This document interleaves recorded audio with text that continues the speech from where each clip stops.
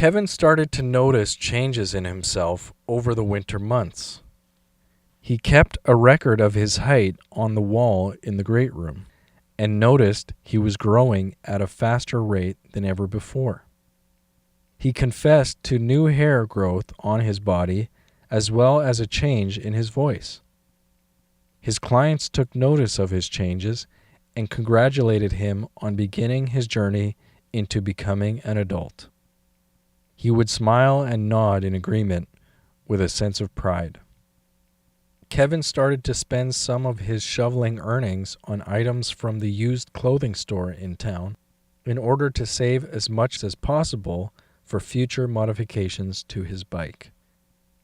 He also continued to make modifications to his existing items, from sweaters to ice skates, to keep up with his growth. Kevin started to converse less in person, write more in his notebook, and saved all discussions for the group chat, where he believed the best possible record of thoughts and feelings could be preserved.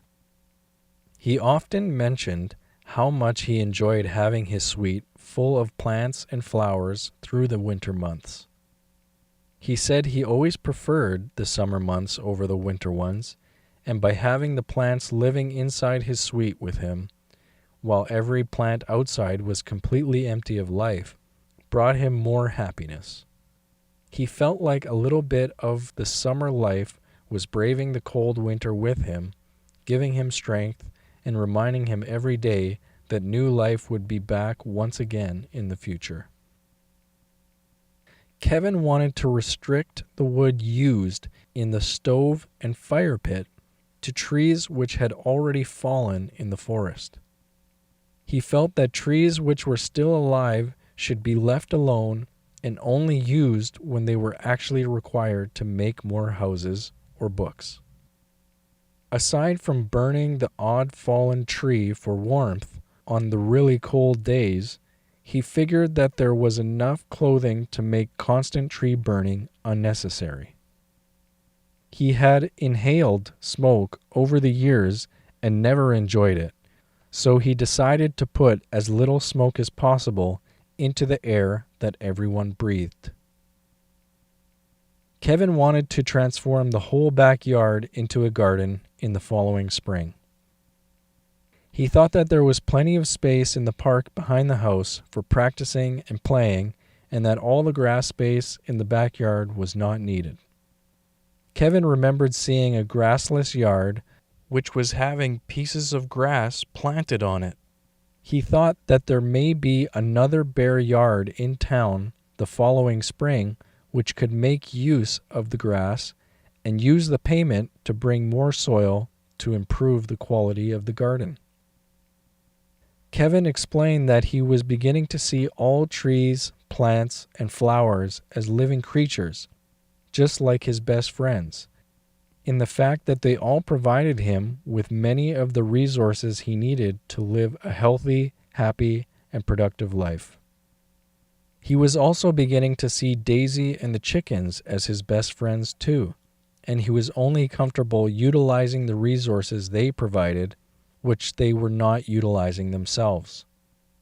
He felt that once they were no longer able to produce resources, they could be given to other people who were interested in consuming them, and use any payments to find cows or chickens that needed a safe home where they could live and produce in peace. Kevin believed there were many other ways to attain vital resources which did not involve consuming his best friends. Once spring had arrived and his clients' yards required mowing, Kevin modified his bike with new parts once again and made it work better than before. On his way to a mowing appointment on the other side of town, he and Charlie went past one of the parks which had a new structure built that they had not noticed before. It was large, gray, and smooth, and there were people all around the structure riding on top of boards supported by 4 wheels. Kevin was amazed that some of the people were riding their boards very quickly and sometimes flying through the air. Kevin asked one of the people there what they were doing, and they replied they were skating. Kevin responded in confusion, pointing out that there were no skates or ice. The person said they were skateboarding, which is skating for short. Kevin wrote in his notebook and watched the skaters move around on their boards until he realized he was late and proceeded to bike away, thinking about skateboarding. Once Kevin was finished with his appointments for the day, him and Charlie returned to the skate park to watch the skaters again. He grew extremely inspired by skateboarding and immediately went to research every aspect. He noted the pricing and design for each option and considered how much time would be required to produce similar options. He concluded that he was so excited to start skateboarding and he had enough earnings left over from shoveling that he could afford a skateboard and still have some earnings left over. He decided to purchase a skateboard the following day and return to the skate park to practice. Early the following day, Kevin arrived back at the skate park with his skateboard as well as some of his hockey equipment for protection and noticed that the entire area was deserted. Kevin was excited that he had the entire skate park to himself and quickly put his hockey equipment to good use. Much like ice skating, he was having trouble maintaining balance while on his skateboard and realized that it was going to be much harder to learn how to skateboard than it was to ride his bike. After struggling to simply push and ride his skateboard, he decided that he was going to have to do more research on skateboarding before he would be able to gain confidence in his abilities, as there were no other skaters at the park he could ask for advice. After borrowing materials from the library, Kevin spent the remainder of the day learning various techniques, tricks, and lingo for skateboarding. He was amazed by the endless possibilities involved and realized that he would have to practice skateboarding more than anything else he had ever played before in order to do it well. He simply needed to remain patient and eventually he would communicate well with his skateboard. Early the following day, Kevin made his way to the skate park on his skateboard instead of his bike, and Charlie ran alongside him on his leash. Every once in a while, when Kevin was coasting, Charlie would pull him along and give Kevin a break from pushing his skateboard. At the deserted skate park, Kevin practiced the techniques he had learned and found that he had progressed in his abilities. He was keeping his balance, controlling the handling of his board, and falling less frequently. He could anticipate how his board would feel and act under different movements, and his confidence grew. He decided to use his board for traveling between mowing appointments in order to continue practicing, even though it was slower and required more energy. Over the following weeks, Kevin continued to research materials on skateboarding so that when he was resting after a day of practicing, he was able to continue learning as much as he could to improve.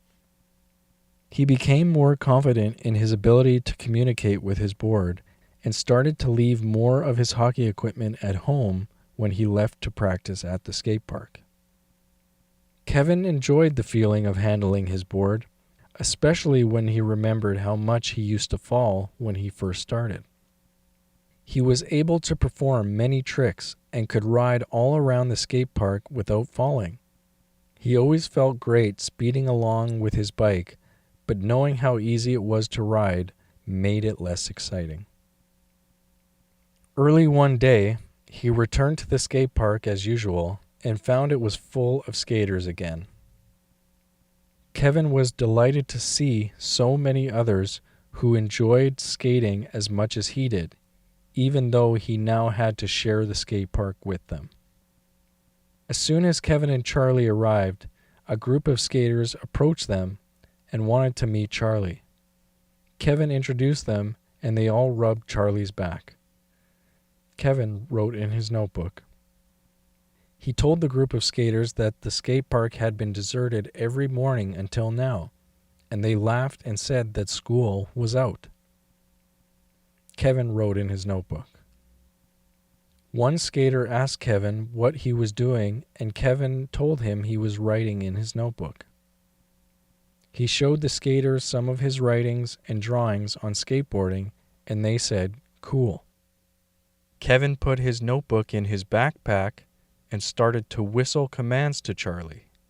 After doing a few easy tricks, he let Charlie off his leash, and Charlie ran in a circle around everyone and then jumped off Kevin's back and flew high through the air. All the skaters said, "Wicked," and "Awesome."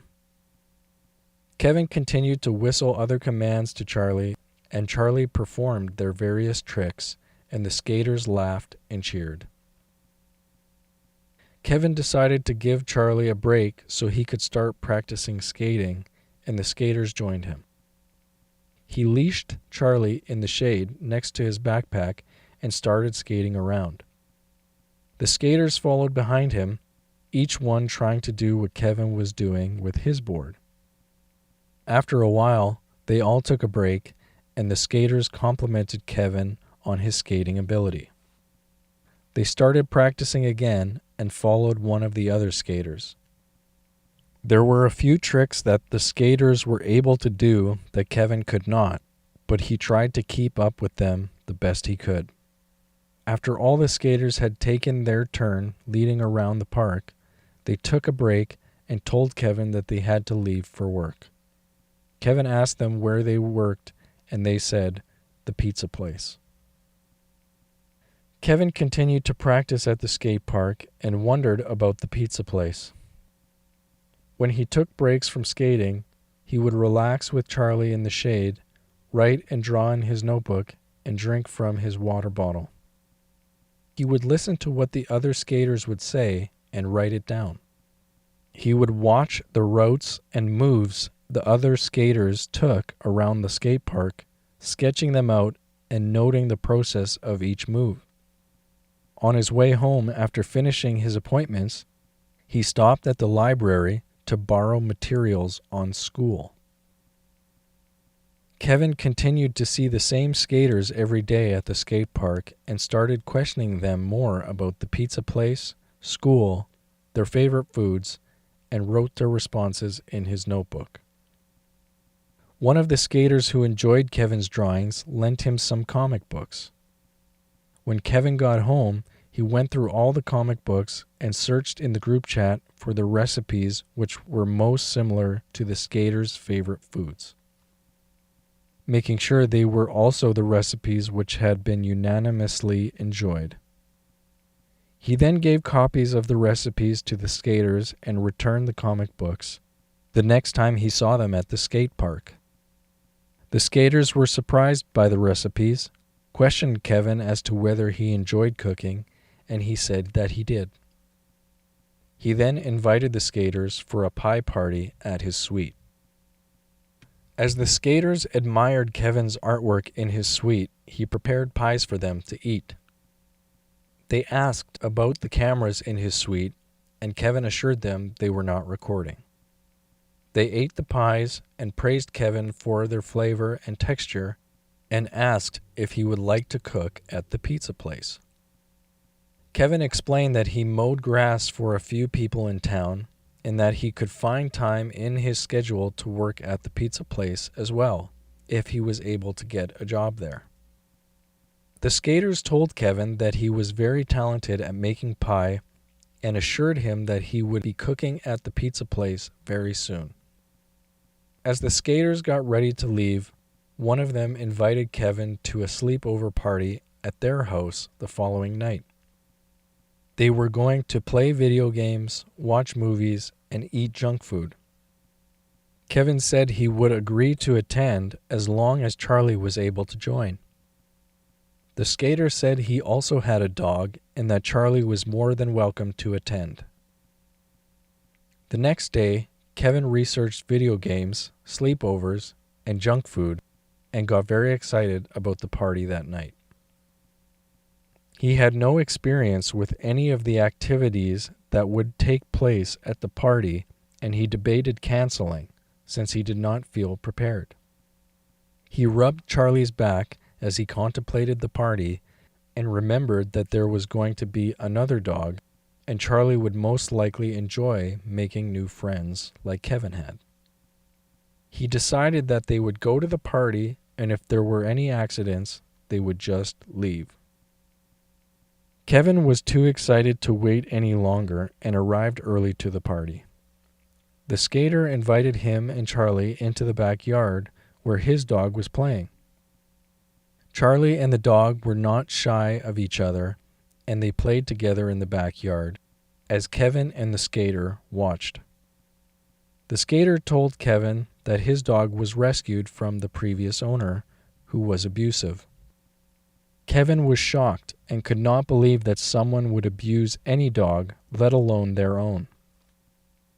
The skater said that usually people who grew up around people who hit dogs or people would end up hitting dogs simply because they never knew any different. He said that the only thing anyone can really do is find those who are being abused and rescue them. Kevin admitted that he had never been hit and had never hit Charlie, and the skater admitted the same. The skater talked about his recent trip to the city and how he visited many parks where dogs were allowed to run free without their leashes. He planned to go to every house in town to promote the idea. Kevin was amazed by the idea and told the skater that he had never been to the city but would help him promote the idea of starting a dog park in town. The rest of the skaters showed up for the party and they all went inside. One of the skaters had brought pizza and mentioned how they had talked to the others at the pizza place and said that if Kevin was interested, he could start working there the following day. Kevin thanked the skater and assured him that he would be there. They enjoyed the pizza and started playing video games. Kevin was mesmerized that they were able to skateboard on a screen with cartoon skaters by only pressing buttons with their fingers. He tried the video game himself, but was not as good as his new coworkers. Aside from the pizza, he did not accept any other junk food offered to him and continued to drink out of his water bottle. Kevin would take washroom breaks throughout the evening to write down all the things he had heard and seen. Later on, they all laid in sleeping bags on the floor in front of the screen and watched a movie Kevin had not seen before. Charlie laid beside him and he rubbed his back as they watched the scary scenes. Kevin never slept well at his first sleepover. He would wake up periodically and see that no one else was awake and that Charlie was still asleep beside him. He returned to his suite the following morning and slept more before he was scheduled to work at the pizza place. He biked to the few mowing appointments he had that day and informed the clients that he was starting his new job and that he may have to reschedule some of their future appointments. Before he headed to work, he returned to Charlie in the backyard and told him that he was sorry he was not allowed to take him to work. As Kevin turned to leave, Charlie started to whine. Kevin rubbed his back and told him he would be back right after work and that he would miss him. Charlie licked Kevin's face and Kevin laughed. The skater who got Kevin the job had greeted him in the front lobby and brought him through the employee-only entrance to the kitchen. There was loud music playing on a stereo, and many cooks were yelling and laughing at each other from all parts of the kitchen. The skater yelled loudly and introduced Kevin to everyone. The cooks stopped and looked at him, nodded in understanding, and went back to what they were doing. Kevin watched in amazement at how quickly the cooks were able to make an entire pizza, cook it in the enormous oven, and slice and box them once they were complete. Kevin watched everything with great attention to learn as much as he could. One of the cooks came up to Kevin and told him that she thought he was cute. Kevin smiled and blushed. The skater brought Kevin to the back of the kitchen and gave him a hat and apron to wear. He explained to Kevin that there was going to be a supper rush soon, and unfortunately Kevin had not gained any experience to help take orders, make all of the different pizza recipes on the menu, or cut and box and organize all of the pizzas as they came out of the oven. He said that Kevin would soon learn and gain experience in every aspect of the kitchen and one day join the supper rush. He brought Kevin over to the large sinks and explained that he would be in charge of washing all the dishes until the supper rush was over. Kevin washed the dishes and watched and listened to the other cooks as they moved around the various parts of the kitchen. Soon the phones began to ring constantly, and the cooks started yelling louder and more excitedly at each other. One of the cooks turned the music up louder and yelled in excitement, and all the cooks yelled in response. The back door burst open, and someone entered the kitchen, roaring at the top of his lungs. His eyes were wide and furious as he scanned through the kitchen and stopped and stared at Kevin. The cooks laughed as he walked straight up to Kevin, grabbed him by the apron, pushed him against the wall, and asked him what he was doing there. Kevin stared back in shock, introduced himself, and said that it was his first day at work. He started to laugh uncontrollably at Kevin, and all the cooks in the kitchen joined in. He bent down and picked up Kevin around his legs and carried him around the kitchen. He started to chant Kevin's name, and then all the cooks joined in clapping and chanting Kevin's name. He set Kevin back down at the sink, rubbed the cap on his head, and walked over to the oven and took a large stack of pizzas down. He walked through the kitchen, holding one hand in front of him, and each cook slapped it with theirs as he walked by. Kevin slapped his hand too, and he exited the back door and slammed it shut. The skater told Kevin he had just met their main delivery driver. The supper rush had continued for over an hour, and eventually the phones stopped ringing. Both delivery drivers had picked up several more stacks of pizzas, and a new pile of dirty dishes accumulated next to the sink, which was the same size as the clean pile Kevin had already made. Once the last of the pending orders was completed, all of the cooks made their way out the back door and brought Kevin along with them. They started to relax, smoke, drink, and offered Kevin everything they were consuming. Kevin declined their offers and drank from his water bottle. They talked about the substances they were smoking and drinking, and Kevin wrote in his notebook.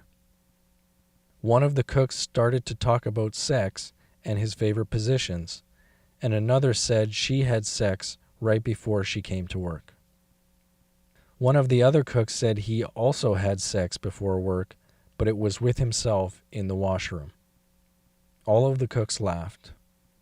The cook that called Kevin cute said she had not had sex in a long time, but that she could have sex whenever and with whoever she wanted. All of the cooks laughed and agreed, and Kevin wrote in his notebook. A phone rang inside, and the skater told Kevin to follow him. He picked up the phone and put it on speaker. The skater asked the client for their personal information and what kind of pizzas they were interested in. The skater hung up and began showing Kevin where all the ingredients and recipes for each pizza were. The skater put on each topping, and Kevin followed his movements and placements. They placed the pizzas in the oven and prepared the boxes. The skater showed Kevin how to slice the pizza and transfer it into the box, and Kevin did the same for his pizza. They placed the boxes on top of the oven for the delivery drivers to pick up and continued cleaning up after the supper rush. Once Kevin had finished the remaining dishes, the skater toured him around the rest of the kitchen. There had been very few orders after the supper rush, and the skater said they were no longer needed for work. Kevin asked who he should get his pay from, and the skater laughed and told him that all employees got paid on the same day every 2 weeks. The skater explained that they were allowed to make a small pizza for themselves to take home with them after every shift. As they were making their pizzas, the delivery driver came back and was also told he was not required to work the rest of his shift. He cheered in excitement and told Kevin to make him a pizza too. Kevin asked what kind of pizza he wanted, and he said whatever Kevin wanted to make. As they were waiting for the pizzas to cook, he told Kevin and the skater that he was going to drive them home in his truck. They said that they had their bikes and did not need a ride, but he told them that he would place their bikes in the back of his truck. The cab of the truck smelt similar to the kitchen, except not as appetizing. As they drove onto the street, the delivery driver turned his stereo loud and squealed his tires. They laughed in amazement. The delivery driver said he was going to take them for a cruise around town first, since it was still early and he had no other plans. He waved and honked to many people in town as they drove around and listened to his music. Kevin really enjoyed the music and wrote some of the band names from the tape cases in his notebook. The skater turned down the music and asked the delivery driver if he had fixed his bass guitar since he smashed it. The delivery driver laughed and sped off in another direction. They turned onto a street in which one of Kevin's clients lived and pulled into the garage of one of the houses. They got out, entered through a door, and down a flight of stairs. They came into a large room full of posters, couches, and pizza boxes. A cat walked by them and meowed. At the end of the room were several guitars, amplifiers, and a drum set. Kevin's eyes grew wide with excitement, and the delivery driver handed a bass guitar to the skater. The skater turned on the amp and started to play. The delivery driver pointed to the drum set and asked Kevin if he knew how to play. Kevin said he had beat drums a few times before, but not a whole set. The delivery driver laughed, sat behind the set, and motioned for Kevin to stand next to him. He proceeded to play the drums with a stick in each hand and his foot on a pedal, hitting the biggest drum. He showed Kevin how to hit each drum and cymbal, in which sequence, in order to keep the beat. After keeping the beat, he handed the sticks to Kevin and let him try.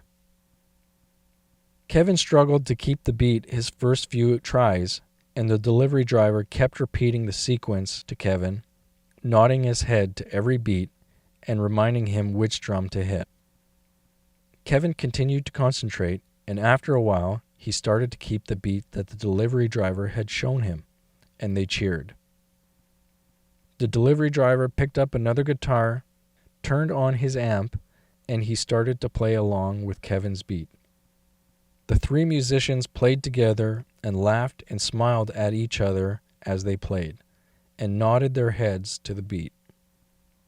The delivery driver yelled out to them to play louder and smiled and cheered when they did. Kevin smiled too and continued to concentrate on keeping the beat. When the song was over, they cheered and celebrated by eating their pizzas on the couches with the cat. The delivery driver made loud sounds of enjoyment and said that the three of them were a wicked band. Kevin wrote in his notebook.